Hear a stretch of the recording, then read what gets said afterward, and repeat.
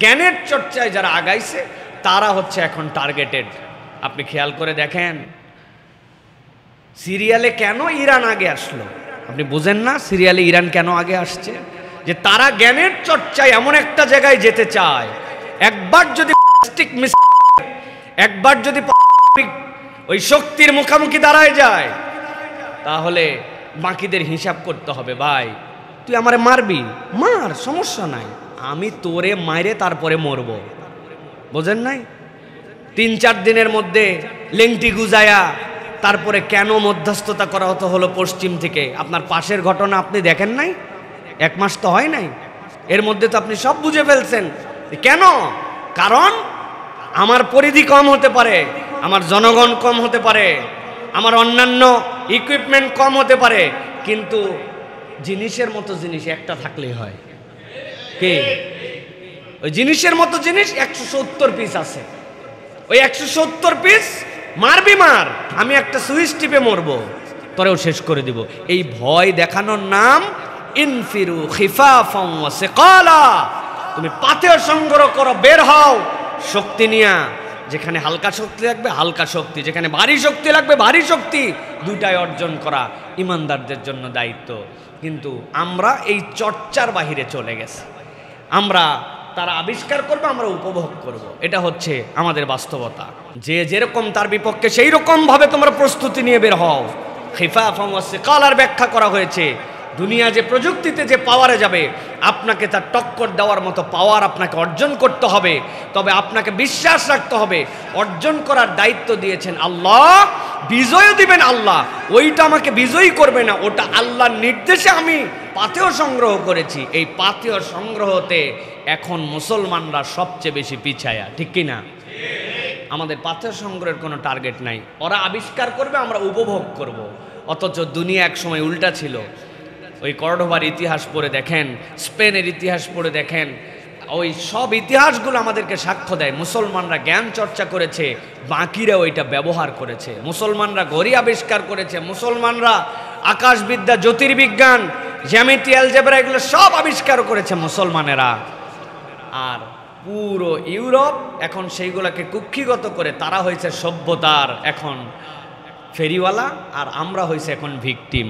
কারণ কি? কারণ জ্ঞানের চর্চায় আমরা পিছিয়ে গেছি। সূরা বাকারার 249 নম্বর আয়াতে কারিমা তেলাওয়াত করেছি। আপনাদের কাছে অনুরোধ থাকবে 249, 250, 251, 52 এই 5-6টা আয়াত 250 নম্বর আয়াত, যাতে আপনাদের মনে থাকে, এই জন্য বলে রাখলাম, এইভাবে বললে মনে থাকবে। 250 নম্বর আয়াত, এগুলোর অনুবাদ তাফসীর একটু নিজেরা পড়ার চেষ্টা করবেন, ঈমান এইগুলাতে আমাদের জন্য বৃদ্ধি পাবে। আল্লাহ রাব্বুল আলামিন এই জায়গায় চমৎকার একটা সিকুয়েলে কিছু কথা বলেছেন। আজকের প্রাসঙ্গিকতায় যতটুকু প্রাসঙ্গিক ততটুকু কেবল বলার জন্য চেষ্টা করি। আল্লাহ রাব্বুল আলামিন বলছেন, ফালাম্মা ফাসালা তালুত বিল জুনুদ, আল্লাহ বলছেন তালুত যখন তার সৈন্যবাহিনী নিয়ে জালুতের বিপক্ষে যুদ্ধ করার জন্য বের হওয়ার সিদ্ধান্ত নিল, বেরিয়ে গেল, আল্লাহ রাব্বুল আলামিন তাদের পক্ষ থেকে তখন আল্লাহর পক্ষ থেকে তাদের প্রতি একটা হুকুম দিলেন। তালুত তখন তার বাহিনীকে বলল, আল্লাহ রাব্বুল আলামিন তোমাদের উপরে ছোট্ট একটা পরীক্ষা নেবেন। ক্বালা ইন্নাল্লাহা মুবতালিকুম বিনাহার, আল্লাহ তোমাদের জন্য একটা নদীর পরীক্ষা নেবেন। তোমাদের সামনে একটা নদী আসবে, তোমরা যখন রওনা হয়েছ প্রত্যেকেই তখন তৃষ্ণার্ত, প্রত্যেকের পানির চাহিদা আছে, কিন্তু আল্লাহ রাব্বুল আমিন তোমাদের পানির উপরে নেওয়ার পরেও একটা পানি দিয়ে তোমাদের জন্য পরীক্ষা নেবেন। ফামান শারিবা মিনহু ফালাইসা মিন্নি, আল্লাহর পরীক্ষাটা হচ্ছে তোমরা যদি কেউ পেট ভরে পানি খেয়ে ফেলো, যতটুকু তোমার চাহিদা ততটুকু পূর্ণ করে পানি খেয়ে ফেলো, এই পানি যদি খেয়ে ফেলো তাহলে তোমরা আমার পক্ষে নয়, আমার দলের নও। মুফাসসিরিনে কেরাম ব্যাখ্যা করছেন, পানির চাহিদা মানুষের থাকবে, তৃষ্ণা লাগলে পানি খাবে, আবার আল্লাহ রাব্বুল আমিন যে নহর দিয়ে পরীক্ষা নিচ্ছেন ওই নহরের পানি খাওয়া যাবে এরকম উপযুক্ত করেছেন।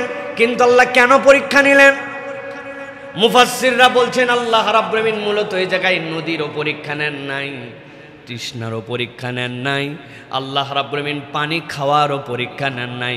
আল্লাহ মূলত পরীক্ষা নিতে চেয়েছেন যে তুমি যার অধীনে আসো, যিনি তোমার নেতা, ওই নেতার তুমি আনুগত্য করো কিনা।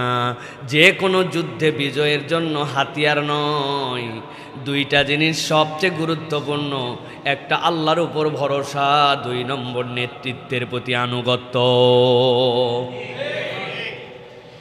আল্লাহ রাব্বুল আমিন বলছেন, ফামান শারিবা মিনহু ফালাইসা মিন্নি ওয়া মান লাম ইয়াতআমহু ফাইন্নাহু মিন্নি ইল্লা মান ইগতারাফা গুরফাতাম বিয়াদিহি। আল্লাহ বলছেন, তবে যে পানি পান করবে না পূর্ণভাবে পেট পুরে, আল্লাহ রাব্বুল আমিন তালুতকে বললেন সে হচ্ছে আপনার বাহিনীর অন্তর্ভুক্ত। তবে মানুষকে আল্লাহ রাব্বুল আমিন এমন কোনো পরীক্ষা দেন না যেই পরীক্ষায় মানুষ একদম ফেল করেই যাবে।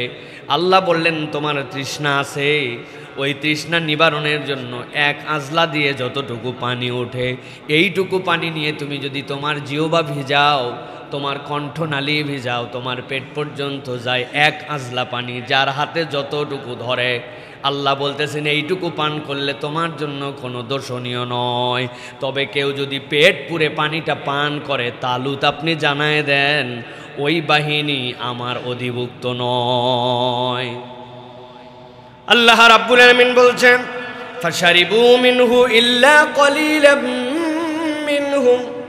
অধিকাংশ ওই কথা শুনলো না, পানি পাইছে খাওয়ার জন্যই তো। পানি খাইলে সমস্যা কোথায়? যেই পানি 1 ঢোক খাওয়া যায় সেই পানি পুরো পেট খেলে সমস্যা কোথায়? যুক্তির কোনো শেষ নাই। আল্লাহ বলতেছেন অল্প সংখ্যক বাদে অধিকাংশই পেট পুরে পানি পান করল। আল্লাহ কেমন পরীক্ষা নিলেন?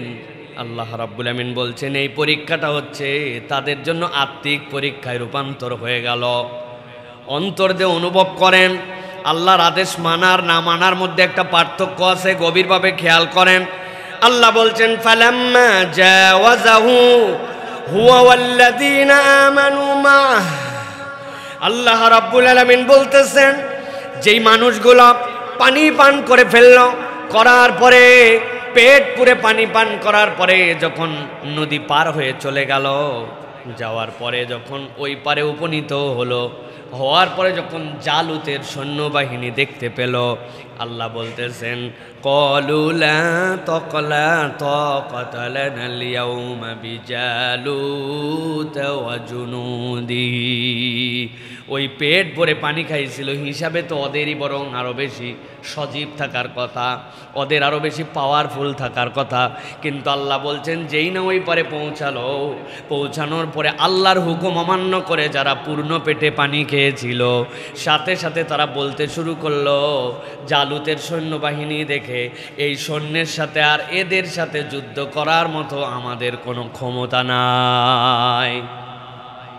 ভালো করে অনুভব করেন, দিল থেকে কথাগুলো অনুভব করার চেষ্টা করেন, মগজের মধ্যে নেন।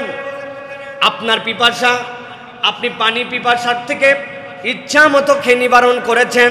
আপনার শরীরের মধ্যে এখন বেশি পরিমাণে অক্সিজেন আছে, বেশি পরিমাণে আপনার শরীরের মধ্যে পানি গেছে, আপনি সজীব থাকার কথা, আপনার মধ্যে এখন স্ট্যামিনা বেশি থাকার কথা।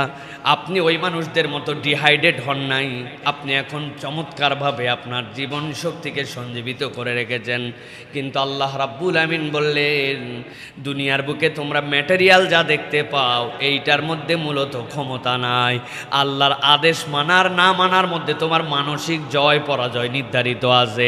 ওই মানুষগুলা আল্লাহর আদেশ অমান্য করে পেট পুরে পানি খেয়ে ওই পারে গেল, মনে করলো তারাই তো বেশি আরো পাওয়ারফুল থাকার কথা, কিন্তু তাদের মুখ দিয়ে বের হয়ে গেল ওই সৈন্যবাহিনী দেখার পরে যে এই জুনুদ, এই সৈন্যবাহিনী আর জালুতের সাথে যুদ্ধ করার ক্ষমতা আমাদের নাই।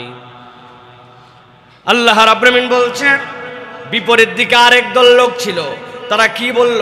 ক্বালাল্লাযীনা ইয়াযুন্নুনা আন্নাহুম মুলাকুল্লাহ। আরেক দল লোক পার হয়েছিল, 1 আঁচলার বেশি পানি খায় নাই, আল্লাহর নির্দেশ যা ছিল এই নির্দেশকে দিল দিয়ে মেনে নিয়েছিল। আনুগত্য করেছিল নেতার, আনুগত্য করেছিল আল্লাহর। আল্লাহ বলছেন ওই মানুষগুলার দিলের মধ্যে আর কিছুই ছিল না। তারা তো ওই জুনুদ কত বড়, ওই বাহিনী কত বড়, তাদের কত ক্ষমতা, সেই দিকে তাকায় নাই। আল্লাহ নির্দেশ দিয়েছেন আল্লাহর জন্য জিহাদে বের হয়েছি। তারা বলতেছে আমরা জিহাদ করতে যাই নাই, মূলত আমরা আল্লাহর সাথে সাক্ষাৎ করার জন্য বের হয়েছি। সুবহানাল্লাহ। আল্লাহ বলছেন তারা বলতে শুরু করলো, কি বলো তোমরা? এত বড় বাহিনী দেখে ঘাবড়ায় গেছো, কি বলো তোমরা? তারা বলতে শুরু করলো, কাম মিন ফিয়াতিন কলিলাতিন গলাবাত ফিয়াতান কাসীরাতাম বিইজনিল্লাহ। রাখো তোমাদের বাহিনী। এই দুনিয়ায় কত বাহিনী আমরা দেখেছি, ছোট্ট ছোট্ট ছিল, বড় বড় বাহিনীর বিপক্ষে তারা যুদ্ধে নেমেছিল। আল্লাহ বলতেছেন তারা বলতে শুরু করলো, আল্লাহর হুকুমে কত ছোট বাহিনী না কত বড় বাহিনীর উপর বিজয়ী হয়েছিল। আর তোমরা আমাদেরকে এই জালুতের বড় বাহিনীর ভয় দেখাও। আমরা আল্লাহর সাক্ষাতের জন্য আসছি, বাঁচলে গাজী মরলে শহীদ, মৃত্যুর ভয় আমরা করি না।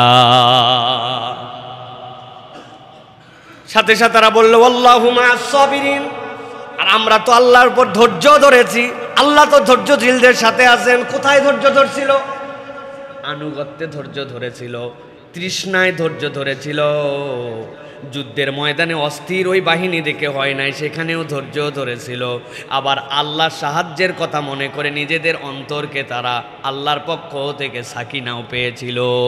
আল্লাহ বলছেন ওই মানুষগুলা যখন এই কথা বলল, কত ছোট ছোট বাহিনী কত বড় বড় বাহিনীর উপরে আল্লাহর হুকুমে বিজয়ী হয়েছে, অথবা আমরাও তো তার মধ্যে অন্তর্ভুক্ত হতে পারি।